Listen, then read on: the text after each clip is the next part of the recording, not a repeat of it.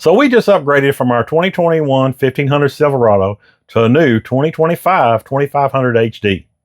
There's a complete review video on our channel that you should check out if you haven't seen it. Before we continue with the Silverado Showdown, I think it's important to share the history of how we got here. We purchased the 1500 new with the intention of buying a travel trailer. I did the research. Several months later, we bought a 2022 Jayco 264BH. The 1500 was rated at 9,300 pounds conventional towing, and the 264 came in maxed out 6,000 pounds. On paper, that was perfect. As new inexperienced travel trailer owners, it was definitely not. I've towed backhoes, dozers, trenchers, all kinds of equipment, but nothing prepared me for the white knuckle experience of towing this travel trailer. The side forces of the wind and the drag really pushed the 1500 around. It was literally the cart was pushing the horse. We took our first trip down to Florida, and about halfway down, we looked at each other and thought, man, have we made a mistake? So I got back, we started making changes, upgrades to the 1500. We'd already installed a brake controller, added the Roadmaster suspension, installed tow mirrors, shifted the weight around, made several trips to the cat scale, and we even inflated the tires up to max PSI on the rear to give us a little more stability. And all those things, they did give us a little bit of improvement, but the white knuckle was still there. And don't get me wrong, the 2.7 liter 4-cylinder was amazing. Tons of torque. It wasn't screaming in tow haul mode. It felt a lot safer for 95% of the trips. And you could tow all day if you wanted to. And you were tired at the end of the day, but you could tow all day.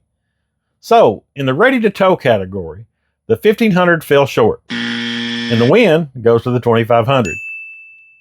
In 2023, we had a huge hailstorm that beat up all of our vehicles and ended up totaling the trailer.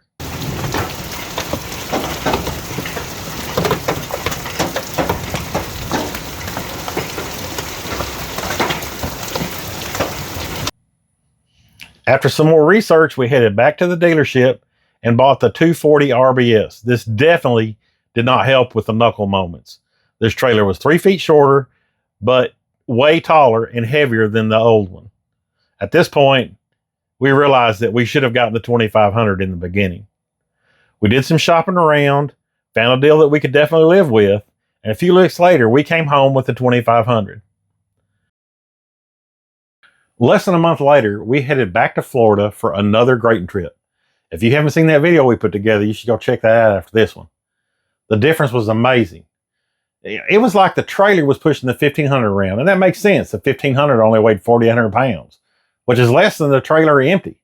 So a picture a truck that weighs 7,500 pounds pulling the same trailer, not to mention almost 20 inches added to the wheelbase.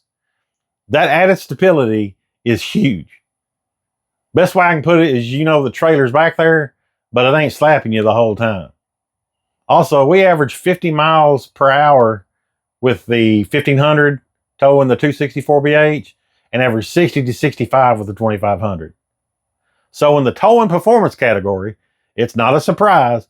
The 1500 comes up short and the win goes to the 2500. The next category is paying at the pump. Now, we knew going into this, the 2500 gets horrible gas mileage. The safety and comfort is what we were looking for. The 1500 almost got 12 miles per gallon going from Texas to Creighton Beach, doing 50 to 60 miles an hour. The same trip with the 2500 was close to 8, but we did 60 to 7 miles per hour on that same trip. So the Texas Florida MPG category, the 2500 used more fuel, and the 1500 is the winner. The next category is a daily driver. The 1500 is lower to the ground, easier to get in and out of, it's lighter, and it rides really smooth. The gas mileage in the 2.7 range from 18 city to 24 or 27 highway.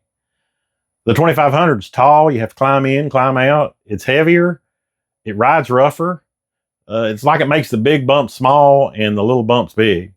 Now, I'm new to the 2500 and I'm still trying to work all that out. We'll look at shocks and other things next.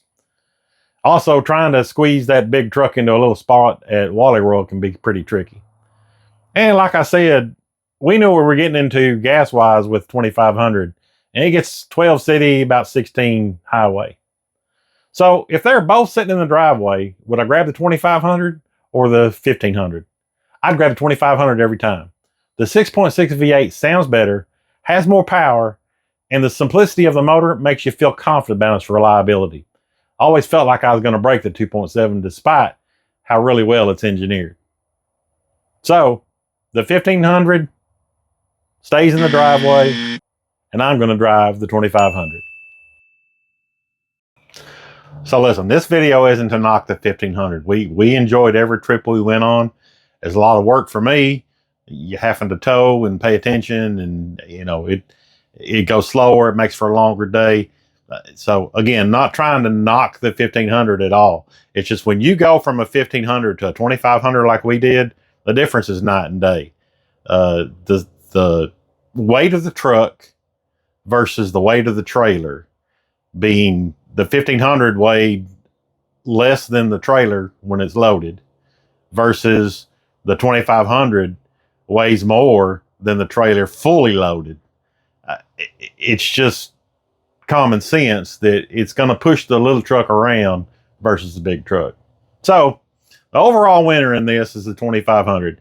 The ready to tow right out of the parking lot, right out of the dealership. The towing performance, you know, using it as a daily driver, and mileage per gallon towing. Now listen, that one's kind of iffy. You know, I gave that one to the 1500, but honestly, being able to drive 60 to 70 miles per hour versus 50, sometimes 45 if the wind is bad, 50 to 60, and getting you there faster, that's kind of a win for the 2500. But, you know, if you're all about the dimes and the pennies, the 1500 will get you there a little cheaper. So, overall winner, 2500. Until next time, have a good one.